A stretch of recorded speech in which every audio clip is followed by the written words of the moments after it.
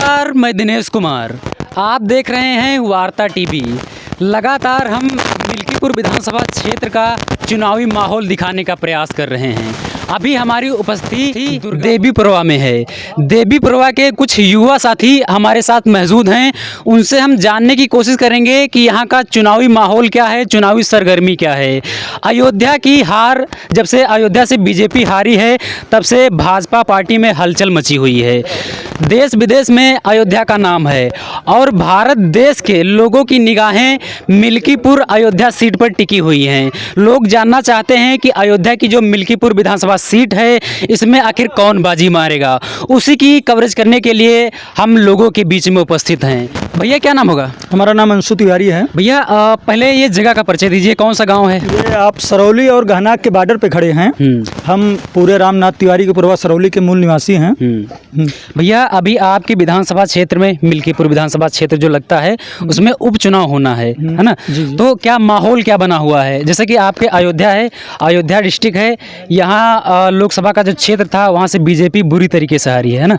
उसके बाद से लोगों की निगाहें टिकी हुई हैं, लोग अयोध्या बायकॉट कर रहे हैं और फिर ये जो आपकी मिल्की विधानसभा क्षेत्र है ये सीट खाली हुई है, इस पर अब उपचुनाव होना है। तो भला यहाँ के लोगों का रुझान किधर है, क्या माहौल बना हुआ है अभी तक? देखिए, निसंदेह है अयोध्या में भाजपा ने बहुत काम किया है, लेकिन यहाँ के जो जनप्रतिनिधि हैं, जैसे हमारे यहाँ से कोई भी भाजपा का जनप्रतिनिधि आए नहीं, जो ये विधानसभा में इससे पहले गोरखनाथ प्रत्याशी थे। ये हमारा गांव है, ये पूरे रामनाथ तिवारी सरौली मौजे के अंतर्गत आता है। यहाँ अभी तक विद्युतीकरण का काम नहीं हुआ है, ठीक है? हर गांव में विद्युतीकरण है। हम लोग देवी के पुरवा से कनेक्शन ले जाके अपने गांव में लाइट जला रहे हैं। इससे पहले हमने गोरखनाथ के पास दो बार हम प्रॉपर गए उनके पास। उन्होंने अपने पैड पे लिखा विद्युतीकरण होना चाहिए। मैंने सीएम हेल्पलाइन पे भी शिकायत की, 1076 पे शिकायत की। उन्होंने 1912 पे कॉल ट्रांसफर किया। उसके बाद भी आज तक ना कोई ट्रांसफार्मर है और ना ही विद्युतीकरण हुआ है। वो एक छोटा सा खंबा है देवी के पुरवा में, उससे हम लोग लगभग 20 से 25 घर जो है कनेक्शन लिए हुए हैं। और हमारे गांव में ना कोई पोल है और ना कोई ट्रांसफार्मर है। 8 लोग कनेक्शन भी लिए हैं, आज तक विद्युतीकरण नहीं हुआ। दूसरा चीज ये है मुद्दा सांड।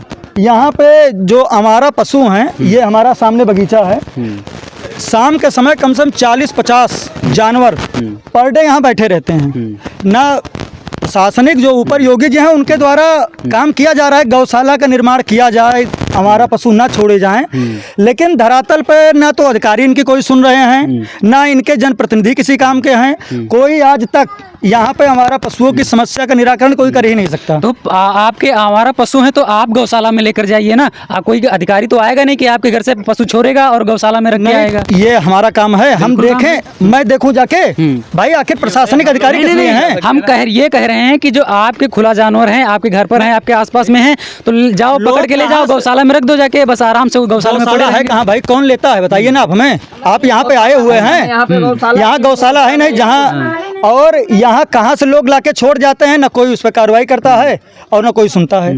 अब ये हमारा काम तो है नहीं, तो सरकार भाई हमारे लिए कोई बजट आवंटन करे कि हाँ आप देखिए, अगर कोई जानवर छोड़ता है आपको हम सैलरी देंगे, तो हम दिन रात बैठ कर उसको यही देखें। नहीं, योगी सरकार तो प्रत्येक पंचायत में मतलब गौशाला बनवाने का काम। भाई हमारे पंचायत में, हमारी जानकारी में कोई नहीं। आयुष्मान आरोग्य मंदिर बना है, आयुष्मान आरोग्य मंदिर जिसमें फ्री इलाज होता है। एक प्राथमिक स्वास्थ्य केंद्र है हमारे गांव में, दवा मिलती है। और बाकी हम गए नहीं हैं विशेष जानकारी, लेकिन हाँ दवा मिलती है वहाँ पे। और एक डॉक्टर हैं, वो बैठते भी हैं वहाँ पे। अच्छा, तो आपके मिल्कीपुर विधानसभा का जो क्षेत्र है, यहाँ से बाजी कौन मारेगा? भैया देखो, हमारा कहने का मतलब ये है, बाजी कोई मारे, जनप्रतिनिधि लोग इसलिए चुनते हैं कि वो जनता की समस्याओं को सरकार के पास ले जाएं। सही। जो हमारी समस्या को सरकार के पास ले जाएगा, हम उसी को वोट देंगे।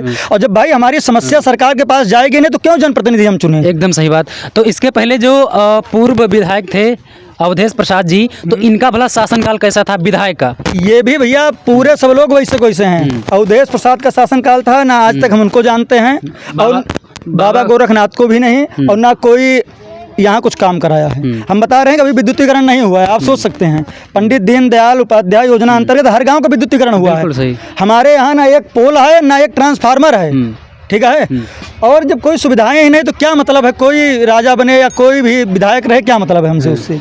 तो गांव में एकदम लाइट नहीं पहुंची अभी? नहीं, लाइट हम लोग ले गए हैं देवी प्रयोग जरिए, हम लोग अपना कनेक्ट तार वार करके, खींच हाँ। के। लेकिन जैसे अगर आपका गांव है, आप लोग 7-8 घर अगर कनेक्शन लिए हो तो कम से कम पोल की व्यवस्था, जैसे बिल तो हम लोग भाई पर डे देते हैं, सही, हाँ? सही, सही, सही। बिल ले लेते हैं आप, सही। और उसके बाद ना तो कोई पोल है ना कोई खंभा है, तो बिल किस बेसिस पे लेते हैं? और कनेक्शन सबका कर दिए हैं। एकदम सही बात। अब देखो, आज़ादी के लगभग 77 साल बीत चुके हैं। गांव में लाइट एक अहम मुद्दा है। लाइट नहीं होगी तो गांव एकदम सोना है। आज के समय में जो छात्र हैं, जो युवा हैं, वो लाइट के उजेले में पढ़ाई करते हैं, खाना बनाते हैं, और बाकी जो अन्य चीज़ें हैं गर्मी के मौसम में फ्रिज, कूलर, पंखा, ये देखा जाए तो मानव जीवन की सबसे अहम जो सुविधाएँ हैं वो बत्ती से ही संचालित होती हैं।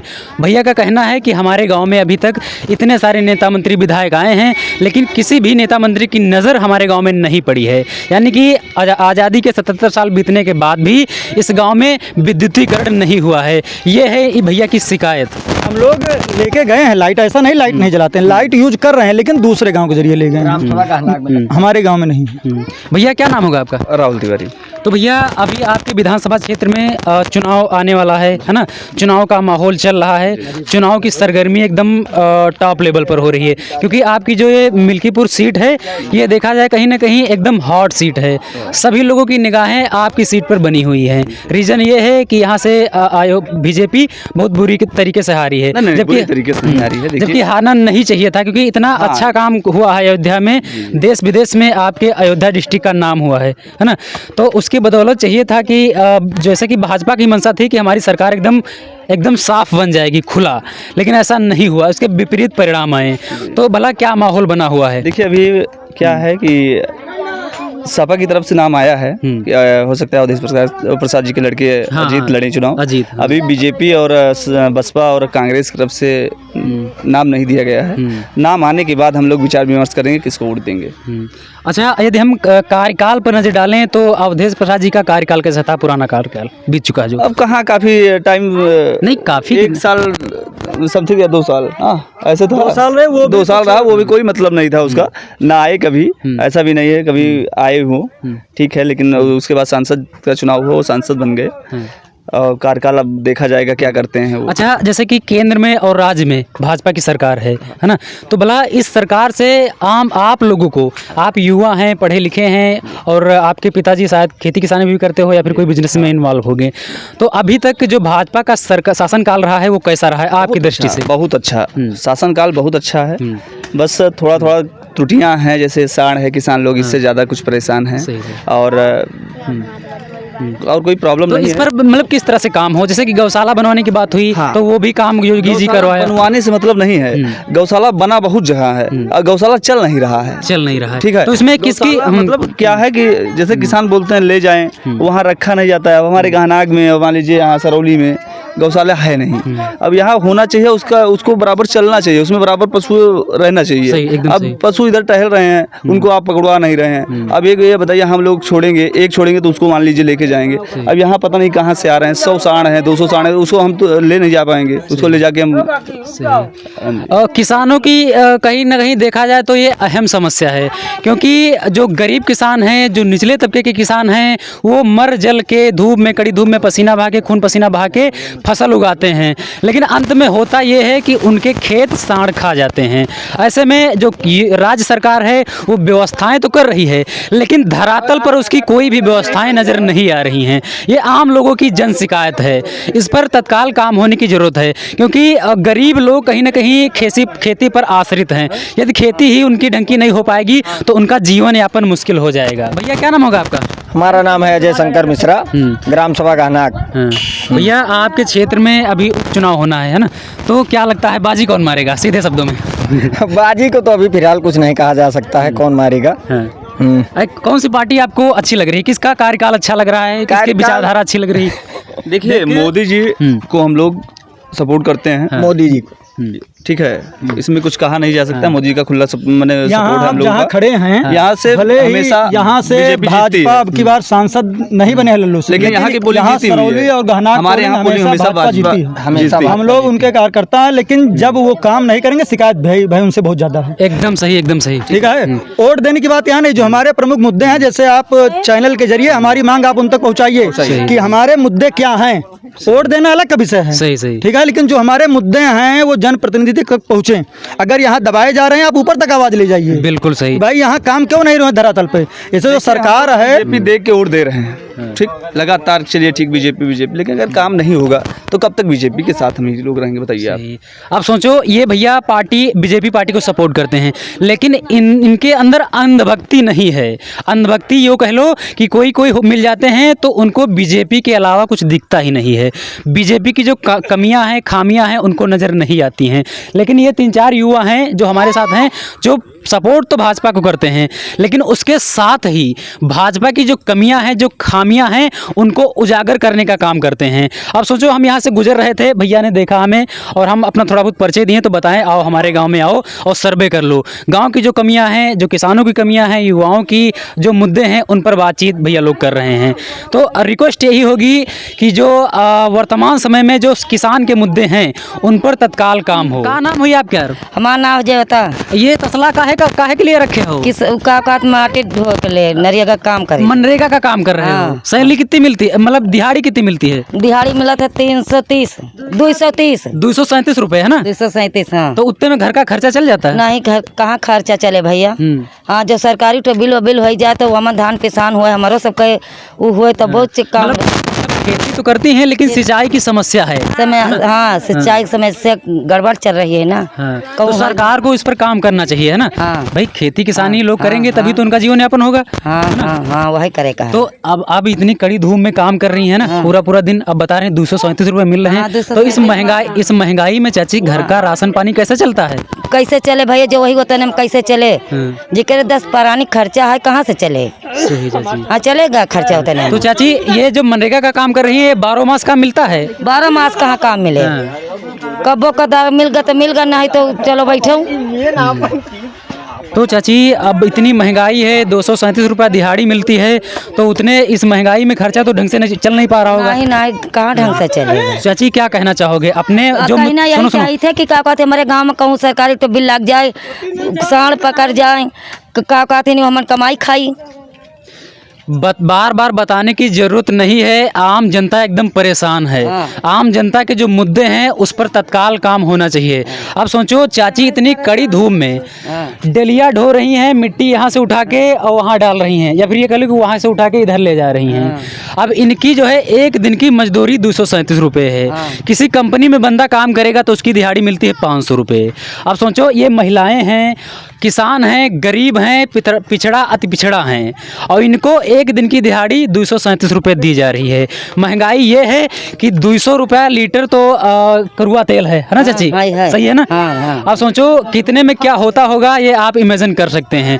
इस महंगाई के दौर में किसान, मजदूर, युवा, बेरोजगार एकदम परेशान है। तो इन मुद्दों पर तत्काल काम होने की जरूरत है। लिए जा बिना का 40-50 के खा ले, कोनो सब्जी नहीं है, कौने भी मत चलावे। का कहती ने दाल है वो 80, 90, 150, 250 मत दाली है नहीं ना 150 मत दाल है। तो चाची, चुनाव आपके क्षेत्र में आ रहा है, उपचुनाव विधायक वाला। हाँ। तो इसके पहले जो विधायक थे, तो आपके गांव में कभी आते थे देखने की आप लोगों की क्या स्थिति है? देख के कुछ सबाई भैया वैसे चला जाते, का करत है। क्यों विधायक क्यों सुनत नहीं, गरीबे का क्यों नहीं सुनवाई। आवास कुछ मिला है? आवास कुछ नहीं पाए भैया, कौन वलंग आवास कहाँ पाया है। राशन पानी मिलता है? राशन मिला था भैया, राशन खेती वाला पैसा 2000 रुपया। हाँ, वो खेती वाला मिला था 2000 रुपया। हाँ, 2000 रुपया लेके इनसे अच्छा विधायक का कार्यकाल गोरखनाथ बाबा का था। बहुत अच्छा था। इनसे बहुत ही अच्छा। इनसे बहुत अच्छे थे, विधायक का कार्यकाल अच्छा था। चाचा, क्या नाम होगा आपका? तो चाचा, आपके क्षेत्र में भी चुनाव आने वाला है ना, तो भला अगर मोटा मोटी समझे तो कौन बाजी मारेगा? अब ये तो नहीं मालूम कौन बाजी मारेगा। बाजी मारे वही मारे। चाचा मतलब शासनकाल किसका अच्छा नजर आ रहा है, सपा का, भाजपा का, बहुजन समाज पार्टी का? इसके बारे में तो मुझे नहीं मालूम है। चलो ठीक है, बहुत अच्छा। चाची क्या नाम होगा? रीता। रीता। तो चाची राशन वाशन कुछ मिलता है? हाँ मिलता है। और आवास मिला है? नहीं भैया हमें नहीं मिला, हमें आदमी को मिला है। चाची आप जो मनरेगा का काम करती हैं तो इसकी दिहाड़ी 237 रुपए है ना? तो दिहाड़ी ये आपकी नज़रों में कम है कि ठीक ठाक है? अब भैया अब इस महंगाई के दौर में 237 रुपए कम है? कम है। हाँ? कम है। कम है। परिवार में 200 रुपए आएगा। अच्छा चाची आपके हिसाब से एक दिन की दिहाड़ी कितनी हो जाए? अब भैया हमारे बता चाची नहीं नहीं आप जैसे कि सुनो सुनो सुनो आप बात सही आपकी, इतनी कड़ी धूप में काम करती हो ना, बच्चे आपके जाते होंगे कंपनियों में, एक दिन का 400-500 रुपए पाते हैं, आप यहाँ पर पूरा दिन दोपहर में काम करती हो, तो कम से कम कितनी सैलरी हो जाए, मतलब कितनी? ना ज्यादा हुआ 300-400 तो हो जाए।